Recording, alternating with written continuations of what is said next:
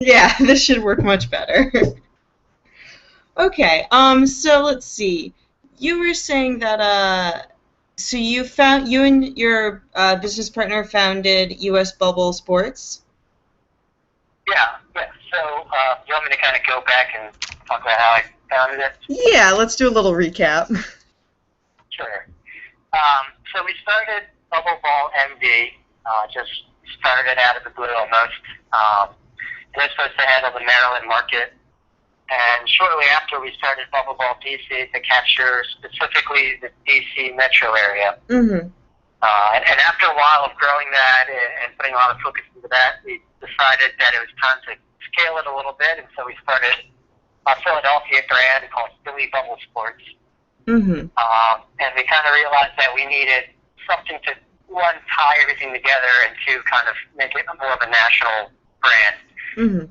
So we started U.S. Bubble Sports, and one, to kind of unify everything, but two, to sell the bubbles that we kind of customized over the years to other companies, and then to also offer support services, partnership packages to people who are just starting out or people who want to grow their business more than what they can on their own.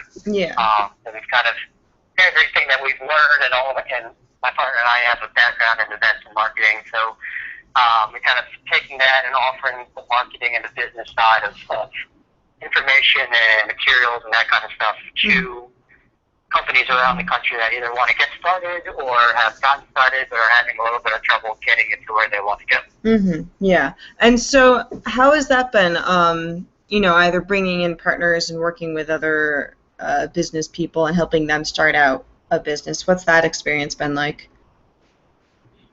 It's fun. It's difficult because everyone has their own idea of exactly what they want to do. Yeah. And a lot of people, they're very specific about exactly what they want to do. So, whether they have good ideas or bad ideas, sometimes we have to tell them, like, trust us, we've tried this before. It doesn't, bad things happen. Just go this route. So sometimes we have to fight them a little bit to try and get them to where we think they need to go. But at the end of the day, it's their business. They're not like the vision of us, so they can do whatever they want, and we kind of support that and just help them go wherever they want to go. How many partners do you have, or like in what locations? Or is it still like close to the Virginia, DC area, or is it other parts of the country? Yeah, so we've sold to a couple companies, sold our bubble to people in Arizona and Washington State, and some other places like that, Maryland and Philadelphia.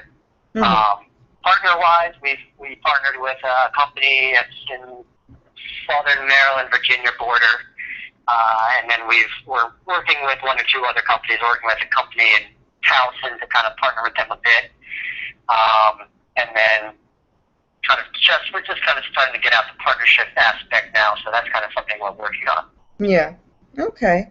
Cool. And so when you first started out your BubbleBall business, what were some of the challenges in starting that business? And then have you seen those challenges when you've been like helping other people, other businesses as well, start their own? Yeah, so I'm sure you get this all the time, but insurance was a big thing with us. Especially since we kind of started out when it was still new, and no one offered insurance, so we ended up paying a lot of money for people to insure us. So that was a big issue. Nowadays, there's companies that understand the sport and are doing it more affordably, so it's a little easier. Startup people still have a little bit of trouble trying to figure it out because it is kind of foreign to a lot of people, the whole insurance game. So that's kind of always a little bit of a hassle, but it's getting easier as it gets more popular. The other kind of big challenges are, one of it is scaling. I'd say it's relatively easy to buy bubbles and do a couple rentals a month, and you make a little bit of money as like a side job or something like that. But if you want to kind of grow it and make this into a real business that can support you or give you, a good amount of supplemental income, you got to learn how to scale, and you got to realize that you can't be at every single event. So you have to start relying on staff and training them and finding the right people. And I kind of underestimated how much time it takes to manage people and to make sure that the customer is getting the same experience no matter who is working it, and keeping everybody accountable and responsible. And that takes a lot of work and a lot of effort. So that's been a big challenge. And a couple companies we've talked to are reluctant to go that route because it's their baby. They don't want to have somebody else go out there and do the rentals for them, which is totally understandable. We were like that too. But that's definitely a challenge to kind of figure that out if you want to grow to the next step. The other kind of challenge we had was marketing and finding people. It was somewhat easy to talk to friends and friends of friends and get some rentals with people we knew and just start a Facebook page. But to really grow it beyond people we knew and easy customers, we really had to study and draw from our experience and talk to different experts in industries and learn how to spend money online and what content when and where and how to target specific demographics and all kinds of, it's definitely a science. So that's kind of been, a big thing, and it's a place for a lot of, I think, companies that are, I guess, not as big as, the market leaders. I think they have kind of trouble with that because it is, you got to put a lot of energy into it. Right. And you could put in $100 and not see anything, and then you get real discouraged. And, but it's definitely a game. It's a little bit of trial and error. You got to kind of figure everything out. Yeah, absolutely. I know from the people that I've talked to, marketing has been, especially like online marketing, has been a particular conundrum for a lot of people of just trying to figure that out. It's whether or not, like, should I pay for advertising? Should I just like stick to social media? It's got a lot of people kind of not sure how to go about that.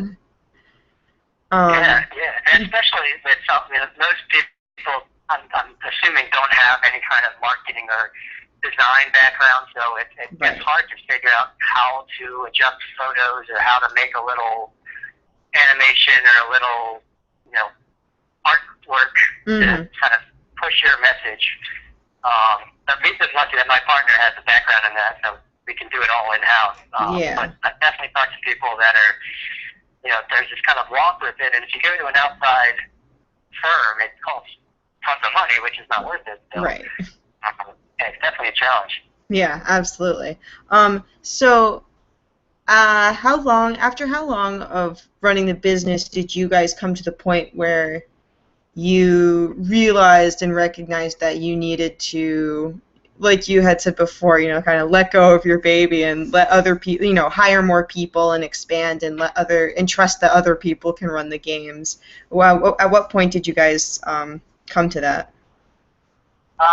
It was probably about 5 months in or so. So we started getting rentals going into the winter, which is probably not the best time.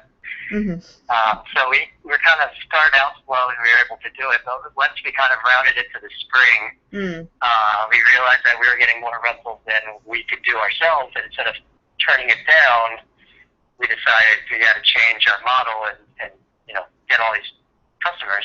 So it was right around going in the spring. It was maybe 4 or 5 months, and it was difficult, but a lot of learning curves. But once we developed a system that worked for us, we made a few tweaks and stuff like that. It kind of paid off.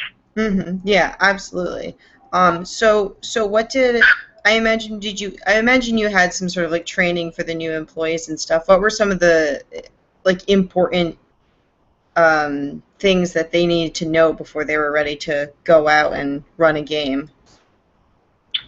Well, we train them all on how to blow up and deflate and work all of the equipment, the generators, the goals, the bubbles, pumps, Right. All that kind of stuff, because I'm sure you've talked to tons of other people who say, everything works at the garage or the storage place, and then you go out there and something fails. Yeah.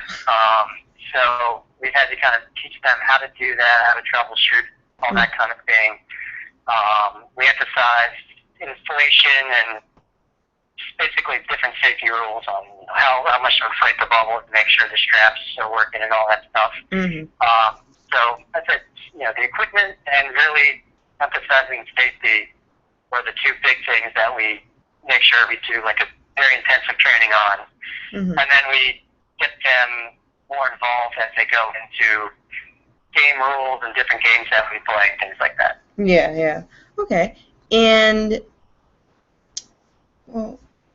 so what has been some of the ways that you guys have used to market yourself and to help get the word out there? Social media is our big avenue. We use Facebook, Twitter, Instagram. We're starting to get into Snapchat a little bit. We do some guerrilla marketing and flyering and posters. We partner with different venues in the area and different clubs and things like that to try and get the word out organically. But for the most part, at least, we do social media. We buy some ads, pay online, and that kind of stuff. But really, kind of our secret sauce is we have design in-house, and we studied this stuff and have a background in this stuff. So we're able to, not just put on a picture and throw $10 at it and hope we get a customer. It's more, targeting specific people in a specific group, a specific area. Yeah. And writing copy that would attract them and putting out specific photos or videos that will grab their attention and kind of just tailoring everything to specific groups and specific areas. Yeah, definitely. So it's you definitely are taking a very strategic approach to it, which is very important. I really love that you mentioned, copy and tailoring that copy, because I think that's something that is really easily overlooked, and people don't think much of, but it can create like a huge impact. Absolutely. Yeah, so I think that's great that you're taking a very strategic approach to it. What kind of people tend to be the ones to rent and play BubbleBall games? Like, have you noticed any particular demographic, or is it kind of varied? Like, what have you noticed? It's varied. We get a lot of birthday parties from kids and adults.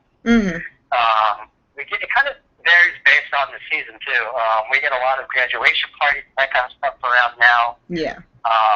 Going into the fall, we do a lot of universities or schools or corporate events who are trying to, make their employees happy leaving the summer.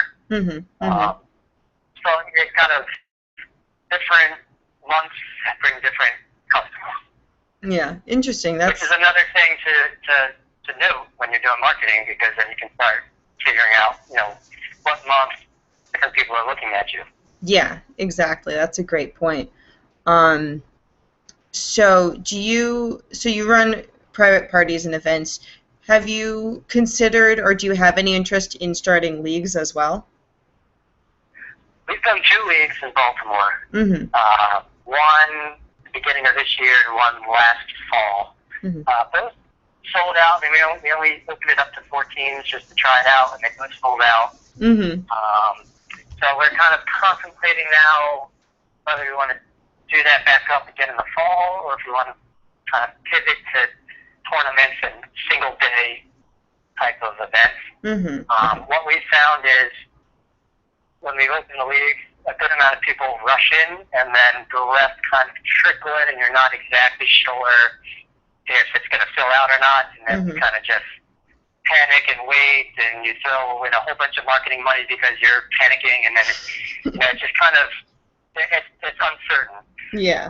Where, as we've seen, like tournaments and single-day things have gotten a little bit more traction. So we really wanted to do leagues. We're like, that's the future. That's great. But we talked to other people who've kind of been in the industry for a little while, and they've kind of said the same type of thing that leagues it's a great idea. Yeah. Sometimes it works, sometimes it doesn't. Single day things seem to be where things are going. Yeah. That sounds a lot like from what I've talked to other people as well. Is most people got into the business with the idea of starting a league, and then that's not exactly where it ended up. So how many bubble balls do you guys have? We have about 100. Okay, nice. That's you, and then this business owner down in Florida, he had 50, and like that's the most that I know of anybody. Most people I think that I've talked to only have like between like 16 to 20 bubble balls. Mm-hmm. But we started out with 12, and we kind of just as needed and as demand grew, and of course as they popped or got worn down, we just ordered more to meet demand. Yeah, absolutely. And so you have about 100. So, and this is this for like Maryland location and DC location? It's for like all of those different locations? Yeah. So we store the bubbles for the MD and the DC brand together. And the Philly one, we have like 12 of them, and we store them up in the Philadelphia region. All right. And I know that there are different like types of plastic and sizes. Have you found like there's PVC plastic and TPU and stuff like that. So have you found like a particular size and plastic that you prefer for your business? Yeah, definitely. TPU is definitely better. We've experimented with PVC because it's cheaper, and a lot of companies seem to go the cheaper way. We thought maybe there's not really much of a difference, so we tried it. But TPU is definitely better. For sizes, we tend to stay with the standard 1.5 meter. We have larger ones and smaller ones to accommodate different people. Yeah. But what we've found is that we've kind of tailored our bubbles a little bit, changed some features around to fit what we've seen. But the bubbles that we have now, we've seen can fit most ages and most sizes, except for really small kids. So it kind of allows us to be a little more versatile. Yeah, that's excellent. And then how's maintenance for them? Takes time. Yeah, really. Oh yeah, it's the more rentals you do, the more maintenance you got to do. So there's cleaning you got to do on site. During rentals and when you're done rentals, and they get back. Some of them will have a rip every once in a while, so we have to repair those. In the summer months, especially since it's hot and humid, after a couple of rentals, they could potentially just keep an odor in like the straps and the more material parts of the suit. So we have to do like a deep cleaning to get the odors out and make sure everything is clean and fresh for the customers. So it's constant trying to make sure they're, one, safe, and two, clean. Yeah, absolutely. Yeah, I can imagine, especially with how sweaty it can get in there, that you want those straps clean. Yeah, right around the fall, when the fall turns, it's great because there's just way less sweat, and it's just way less hours just wiping off sweat and breathing and disinfecting and all that kind of stuff. Yeah, absolutely. Okay, and then has there ever been, like, throughout these 2 years of running the business, what's a moment that you can think of that either you've considered a really big success or it's been really memorable for you? Our first rental was still very memorable for me. It was actually the first time that someone says they're going to pay you to come out there and help them with bubbles is fixing your mind. So that was we've done hundreds and hundreds of rentals, and that first one still sticks out in my mind. Well, we've had a lot of successes. We've do halftime shows for DC United, which is a memorable moment. We've been on a couple different news shows, which is always fun. Probably most recently the most successful or exciting thing we've done is we're about to hit 100 rentals in June this month. Congrats. Just in June, yeah. So that's exciting because it kind of reinforces that our marketing is working, our systems to manage staff and all that kind of stuff is working, and people are getting the word out. Yeah, absolutely. That's great. And then what kind of advice would you give to somebody who might be interested or is just starting out in a bubble soccer business? I would tell them to figure out what they want from it. If they're looking to do something fun, make a little bit of money, do something on the weekends, and that's kind of it, then awesome, you're in the right spot. It's a great time. If you wanted to kind of grow it and try and make this your job, then try and figure that out as soon as you can. And then my advice is to seek some kind of help, whether it's trying to get some support services or talking to someone who knows about marketing or about taxes or about legal or anything like that. You can do it on your own, and when we started figuring this stuff out on our own and kind of brought in people as we needed. But we started when there wasn't really any other companies. Right. Now they're popping up left and right. So if you want to really get out there, you got to kind of jumpstart your business. If you kind of just take things as they come and kind of learn on your own, if you're a superstar, you're going to make it. That's awesome. But if you don't know about everything, you might get buried by everyone else trying to do what you're doing. Yeah. So I'd recommend talking to people who've done it before, talking to marketing people, or any type of whatever you're weak at, talk to them to try and see what you can do better. Yeah. To put the plug out there, with US Bubble Sports, we offer marketing help, design help, website help, dealing with contracts and the whole business side of things, staffing, manuals, all that stuff. So, there's kind of two ways to do it. You can either do what a lot of people do with like Knockerball and other companies and join their club basically and be part of their company, and you get a bunch of perks, and that's great. But if you want to start your own business and just you be in charge of everything, you can still work with US Bubble Sports, and it's still your business. We just help your business. It's like a consultant as opposed to you being part of us. Okay. So I was actually gonna. My next question was gonna be like, how does someone become a partner, and what does that look like? So you're saying you would serve as more of like like someone for them to go to and like consult with on just them running their own business? Yeah, exactly. So we have it all on usbubblesports.com. Okay. Basically, there are packages. One, you can just buy bubbles. We customize them, put your logo on them, your colors, whatever. But if you want to partner with us and get some support services, we have different tiers, and basically you pay a monthly fee, and depending on what package you get, we give you different support systems: marketing, design, website, business, all that kind of stuff.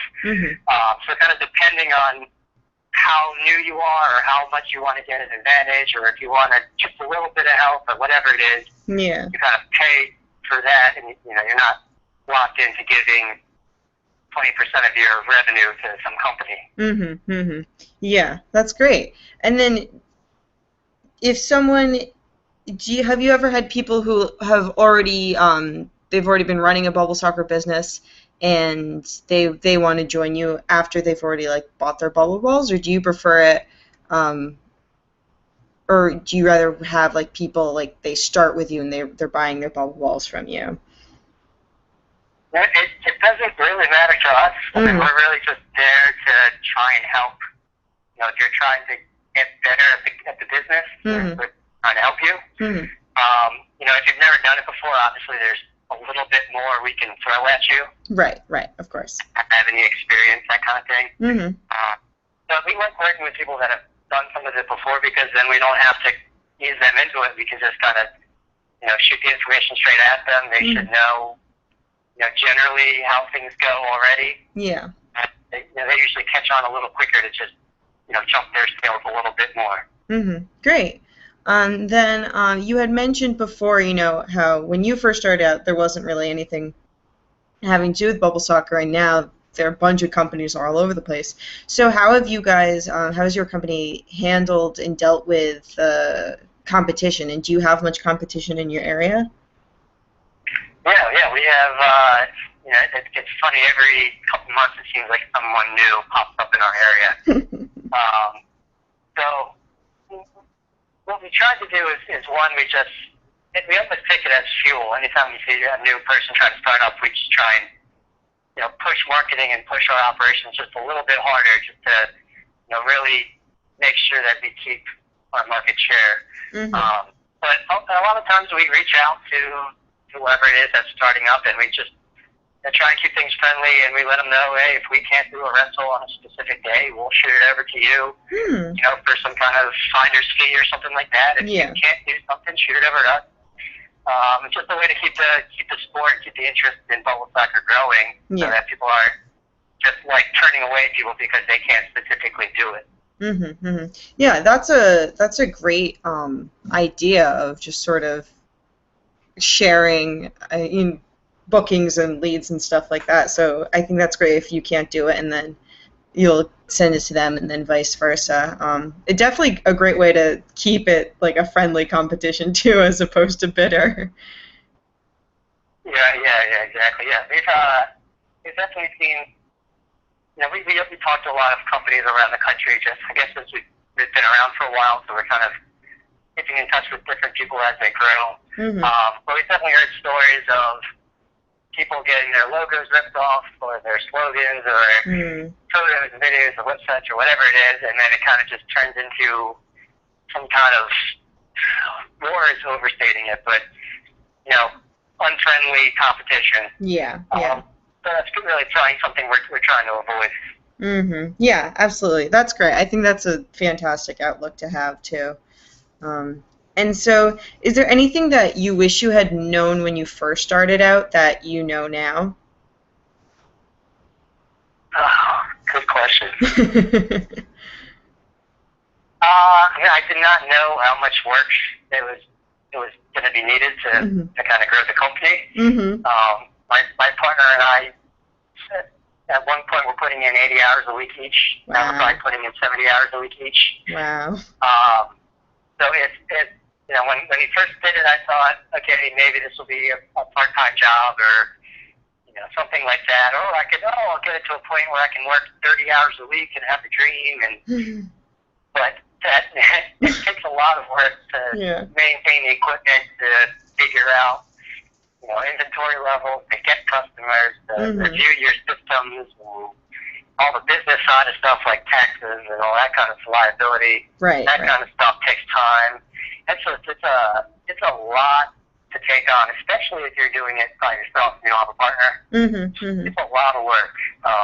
So that's definitely something that I did not even think about. I'm like, it's called bubble soccer. It's, whatever. You would go out on the weekend, we do wrestle, we come home. That's that. Yeah, no problem. And I think, a lot of people, I think, have that mindset. And when I talk to people and tell them how much I work and they see it, they're like, why? Why you run a bubble soccer company? Why? How can you work that much? Yeah. But if you want to get better, there's always stuff to be doing. Right. Yeah. You're absolutely right on that. Okay, great. And then is there anything else that that we haven't talked about yet that you want to mention or that you can think of?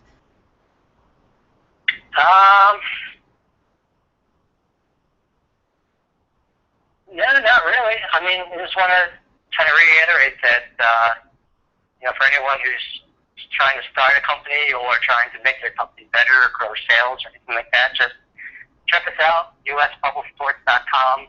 You can email us or call us and just talk about your situation, and we'll see if we can help. Because we started the company, that brand, because we built 3 others that are they're very successful now. So we figured, that was enough of a experience to start showing people how to do this a little better than they could potentially do it on their own. So if anyone's interested, just jump online, shoot us an email, whatever it is. There's no commitment or anything like that. Just let us know what you want, and we'll see if we can help you. Excellent. US Bubble Sports. I'll put all of your links in the description as well, so they'll just be one click away. All right then. Okay, then I think that's all the questions that I have for you. Thank you so much for taking the time. I know that how busy running a business can be, so I really do appreciate it. No problem. All right then. So best of luck to you and to your company and all of the bubble rentals you'll be doing. And yeah, thank you. All right, thanks, Lindsay. All right, take care. All right, bye. Bye.